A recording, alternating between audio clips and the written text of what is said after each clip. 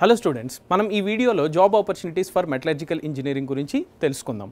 So ముందుగా government job opportunities, తర్వాత private job opportunities, మనకి ఏవైతే స్కిల్స్ కావాలి, ప్రైవేట్ కంపెనీస్లో జాబ్ రోల్స్ ఎలా ఉంటాయి, ఇవన్నీ ఈ వీడియోలో డిస్కస్ చేసుకుందాం. సో ముందుగా ఈ మెటలర్జికల్ ఇంజనీరింగ్ గురించి తెలుసుకుందాం. ఈ మెటలర్జికల్ ఇంజనీరింగ్ చాలా ఇంపార్టెంట్ బ్రాంచ్.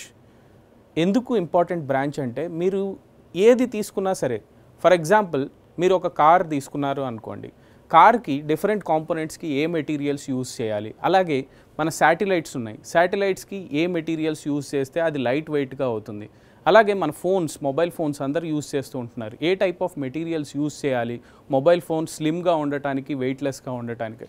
సో ఇట్లా మీరు తీసుకుంటే ప్రతి ఇండస్ట్రీలో మెటలర్జికల్ ఇంజనీరింగ్ రిలేటెడ్ అప్లికేషన్స్ అనేవి ఉంటాయి. సో మనం ముందుగా గవర్నమెంట్ జాబ్ ఆపర్చునిటీస్ గురించి తెలుసుకుందాం. సో గవర్నమెంట్ ఆర్గనైజేషన్స్లో ఎక్కడెక్కడ మెటలర్జికల్ ఇంజనీరింగ్ స్టూడెంట్స్కి ఆపర్చునిటీస్ ఉంటాయి అంటే, first Hindustan aeronautics limited, Midhani,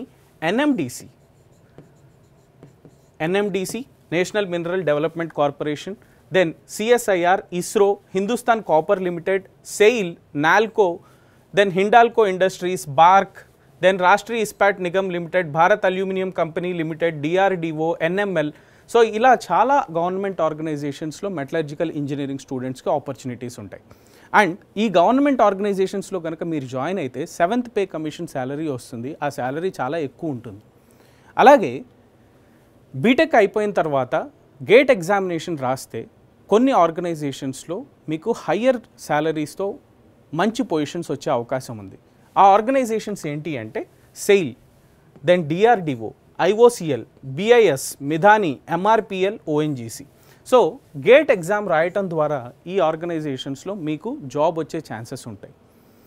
now ఇప్పుడు మనం ప్రైవేట్ కంపెనీస్ గురించి తెలుసుకుందాం. ఇక్కడ చూడండి, Kolar gold fields, Utkal mineral, SR steel, JSW steel, Tata steel, Vedanta, Kalyani forge, Bharat forge, ఇలా చాలా కంపెనీస్ ఉన్నాయి. కొన్ని ఎంఎన్సీ కంపెనీస్ కూడా ఇండియాలో ఎస్టాబ్లిష్ చేశారు. ఎక్కడైతే మనకి మినరల్ రిసోర్సెస్ అవైలబుల్ ఉంటాయో, అలాగే మనకు ఓర్స్ ఎక్కడైతే ఉంటాయో అక్కడ కంపెనీస్ వచ్చి ఎస్టాబ్లిష్ చేస్తూ ఉంటాయి. సో మీరు ఈ కంపెనీస్లో జాయిన్ అవ్వచ్చు. ఎలాంటి రోల్స్లో జాయిన్ అవ్వచ్చు అంటే చూడండి, automotive, steel, sheet metal engineers, ceramic engineers, composite engineers, then forensic material engineers, glass science engineers, metallographers, metallurgists, plastic engineers, semi conductor process engineers. So ఇట్లా మీకు different kinds of job roles ఉన్నాయండి. Okay, అయితే ఈ job రోల్స్లో మీరు బెస్ట్గా fit అవ్వాలి అంటే మీరు కొన్ని స్కిల్స్ నేర్చుకోవాలి. మనకి డిగ్రీ అనేది ఒక ఎంట్రన్స్ లాంటిది అనమాట. ఆ తర్వాత మీరు కంపెనీలో సస్టైన్ అవ్వాలి అంటే, లేదా ఏ ఆర్గనైజేషన్లో అయినా సస్టైన్ అవ్వాలి అంటే మీకు స్కిల్ సెట్ చాలా ఇంపార్టెంట్. సో ఏమేం స్కిల్స్ కావాలి? Knowledge on metallurgical process. So మనకి different kinds of metallurgical process ఏముంటాయో వాటి గురించి అవగాహన ఉండాలి. అలాగే మెటల్ ఫ్యాబ్రికేషన్ మీద నాలెడ్జ్ ఉండాలి. సో ఏ మెటీరియల్కి ఏ మ్యానుఫ్యాక్చరింగ్ ప్రాసెస్ బెస్ట్ సూట్ అవుతుంది, సో దాని మీద అవగాహన ఉండాలి. Then metallurgical lab testing. So microscope use చేసి మనం డిఫరెంట్ మెటీరియల్స్ యొక్క ఇంటర్నల్ కాంపోజిషన్స్ ఎలా ఉన్నాయి అనేది మనం టెస్ట్ చేయాలి. సో దానికి సంబంధించిన అవగాహన ఉండాలి. దెన్ నాన్ డిస్ట్రక్టివ్ టెస్టింగ్ మీద అవగాహన ఉండాలి. Then metallurgical process design, so దీనిపైన అవగాహన ఉండాలి. Then knowledge on safety procedures and protocols. Safety అనేది చాలా ఇంపార్టెంట్ అండి ఇండస్ట్రీస్లో. సో మనం ఇండస్ట్రియల్ సేఫ్టీ గురించి అవగాహన ఉండాలి, సేఫ్టీకి సంబంధించిన లాస్ గురించి అవగాహన ఉండాలి. అప్పుడే మనం హైయర్ పొజిషన్స్కి వెళ్ళినప్పుడు మన కింద పనిచేసే వాళ్ళని జాగ్రత్తగా చూసుకోవడానికి కూడా అవకాశం ఉంటుంది. Then data gathering and analysis. మనకి డేటా అనలిటిక్స్ అనేది చాలా ఇంపార్టెంట్ టాపిక్ అయిపోయింది. సో ఇది డేటా అనలిటిక్స్ అనేది మనకి ఎక్కడికి వెళ్ళినా మనకు ఉపయోగపడుతుంది, ఏ ఇండస్ట్రీలో అయినా. సో కాబట్టి దాని గురించి మీకు అవగాహన ఉండాలి. Then knowledge on mathematics, physics and chemistry. As metallurgical engineers మీకు వీటిపైన అవగాహన ఉండాలి.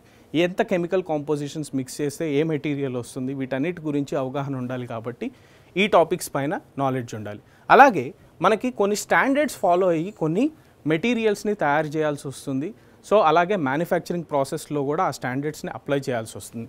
ఆ స్టాండర్డ్స్ ఏంటి అంటే ఏఎస్టీఎం, ఏడబ్ల్యూఎస్ అండ్ ఏఎస్ఎంఈ స్టాండర్డ్స్.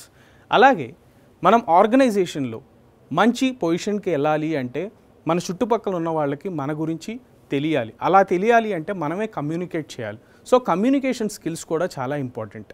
సో ఈ స్కిల్స్ అన్నీ నేర్చుకొని మీరు గనక రెడీగా ఉంటే మీకు ఇండస్ట్రీస్లో మంచి మంచి అవకాశాలు వస్తాయి. Okay, thank you, all the best.